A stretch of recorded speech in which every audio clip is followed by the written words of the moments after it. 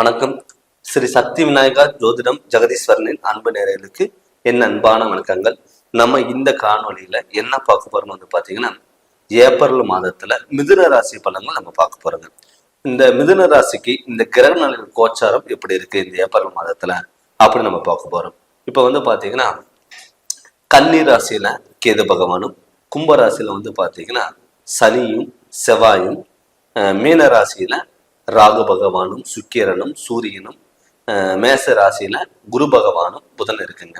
இந்த ஏப்ரல் வந்து ஒரு 13ஆம் தேதிக்கு மேல இந்த மேச ராசியில இருக்கிற புதன் பகவான் வக்கரம் அடைஞ்சு மீன ராசிக்கு மாறுறாரு. அப்படி மீன ராசிக்கு மாறும்போது என்ன மாற்றங்கள் வரும் என்று கேட்டீங்கன்னா, உங்க ராசிநாதன் புதன், உங்க ராசிக்கு அதிபதியான புதன் பகவான் உங்க ராசிக்கு 11ஆம் இடத்துல இருந்து 10ஆம் இடத்துக்கு தொழிற்ஸ்தானத்துல மாறும்போது உங்களுக்கு என்ன மாற்றங்கள் வரும்.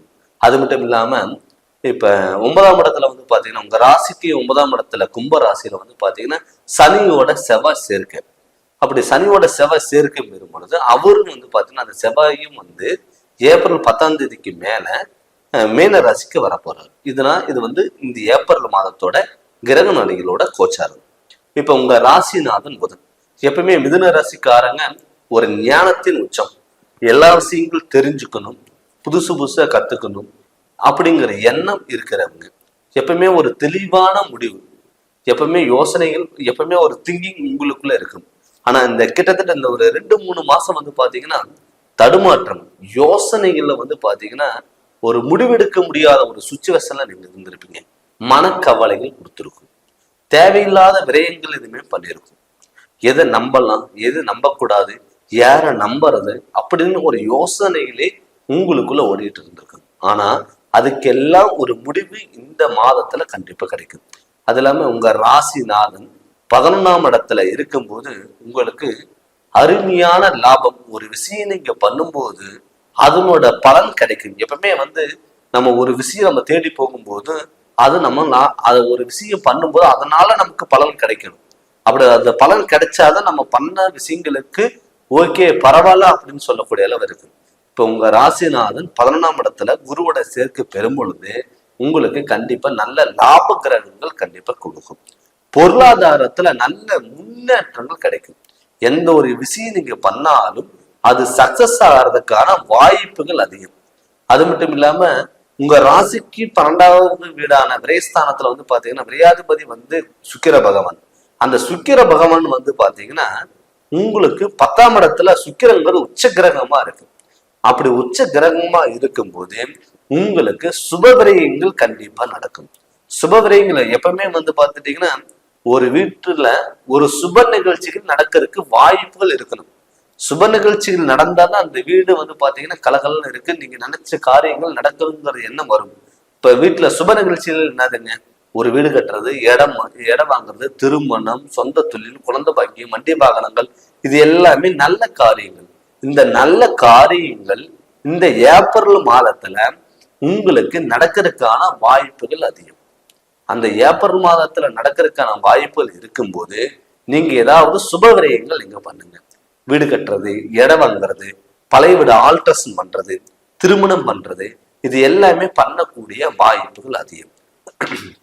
நிறைய பேர்த்துக்கு வந்து பாத்துட்டீங்கன்னா ஒரு விஷயம் நீங்க யோசிச்சீங்கன்னா அது தடங்கலாகும், கைக்கு என்னது வாய்க்கு எட்டாத ஒரு சூழ்நிலையில் உருவாகும். இவ்வளவு தூரம் நம்ம வந்து ட்ரை பண்ணமே, கடைசி டயத்துல நமக்கு மிஸ் ஆயிருச்சு அப்படிங்கிறது எண்ணங்கள் உங்களுக்குள்ள ஓடிட்டு இருந்திருக்கும். ஆனா இந்த காலகட்டத்துல கண்டிப்பா உங்க ராசிநாதன் 11ஆம் இடத்துல வக்கரம் அடையும் போது கண்டிப்பா சுக்கிரனோட, உங்க 12க்கு அதிபதி சுக்கிரனோட சேரும் பொழுது கண்டிப்பா நல்ல மாற்றங்கள் வரும்.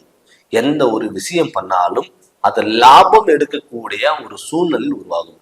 மெயினா ஒரு தொழில் நல்லபடியா இருந்து அது நமக்கு லாபங்கள் வந்தாதான் நம்மளுடைய பொருளாதாரம் எல்லாமே உயரும்.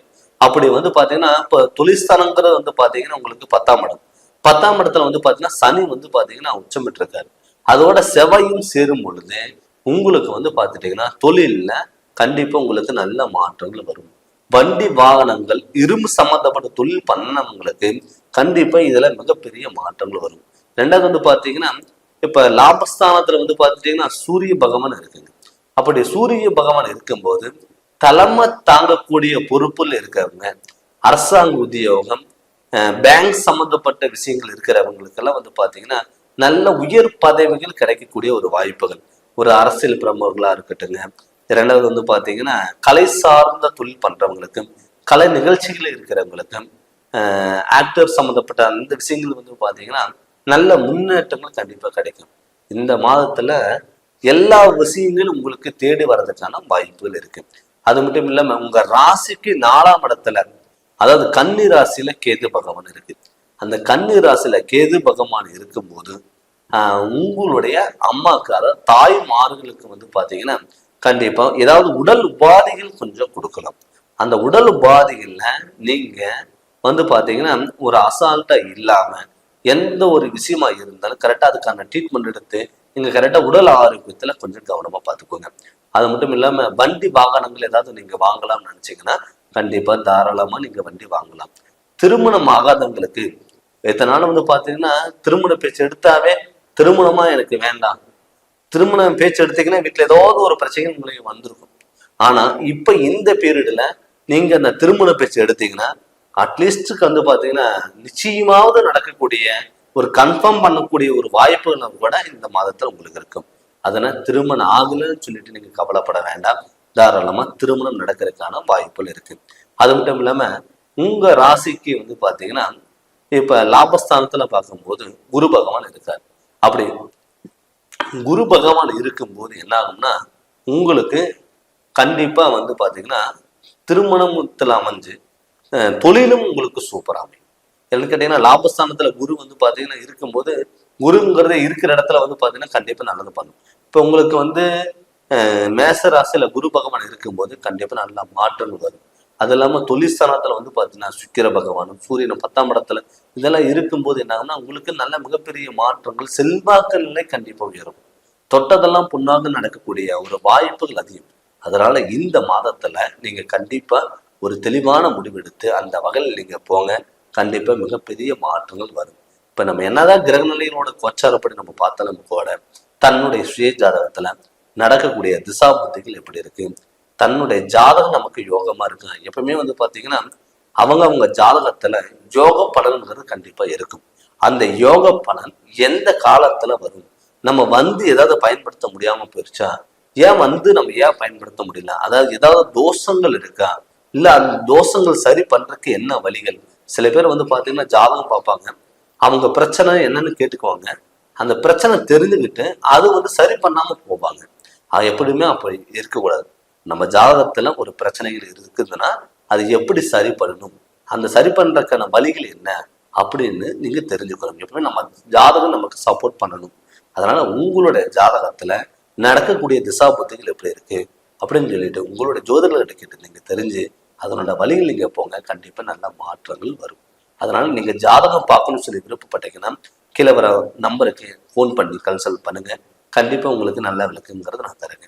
இந்த சேனல் நீங்க ஃபர்ஸ்ட் டைம் பார்க்குற மாதிரி தான் சப்ஸ்கிரைப் பண்ணுங்க, பெல் பட்டனை டச் பண்ணுங்க, உங்க நண்பர்களுக்கு ஷேர் பண்ணுங்க. நன்றி, வணக்கம்.